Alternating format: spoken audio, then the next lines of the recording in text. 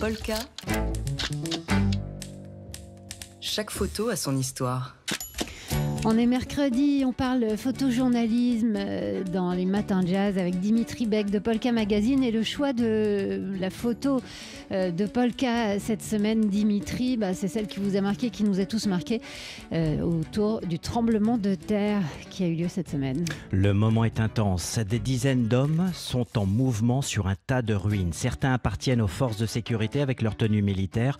D'autres sont des volontaires de la défense civile avec leurs gilets rouges ou orange réfléchissant.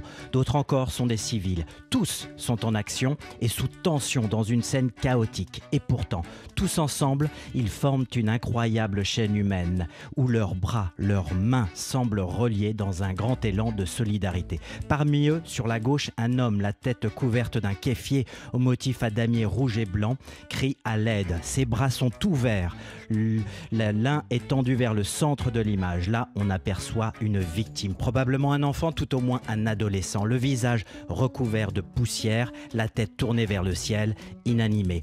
Des hommes portent ce corps tout juste sorti des décombres. À l'arrière-plan, des dizaines de témoins assistent à cette scène de sauvetage poignante capturée par le photographe Omar Sanadik pour l'Associated Press dans la ville de Hama en Syrie. C'était donc ce lundi après le terrible tremblement de terre de magnitude 7,8 et sa réplique d'intensité similaire qui ont fait trembler le sud-est de la Turquie et la Syrie voisine.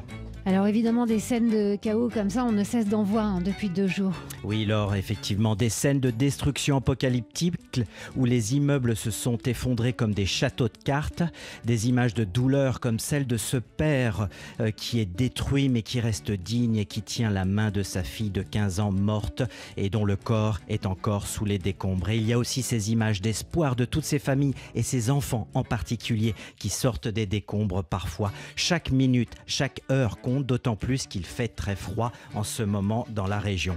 Et il y a des histoires bouleversantes, mais à peine croyables, comme celle de la miraculée de Janderis, comme elle est déjà appelée. Janderis, c'est le nom de cette localité dans la province d'Alep en Syrie. C'est là qu'une nouveau-née, oui, une nouveau-née, une seule et qui est l'unique et seule survivante d'une famille de 7 personnes qui a péri dans l'effondrement de leur immeuble de 4 étages. Elle a été retrouvée dans les gravats.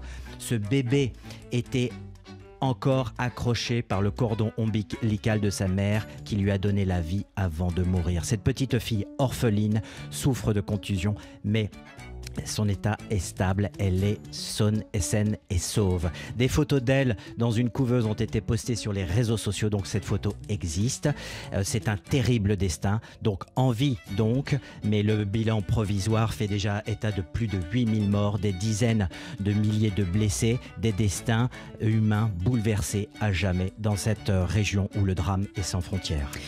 Dimitri Beck de Polka Magazine avec la sélection photo de l'équipe de Polka cette semaine. Polka. Chaque photo a son histoire.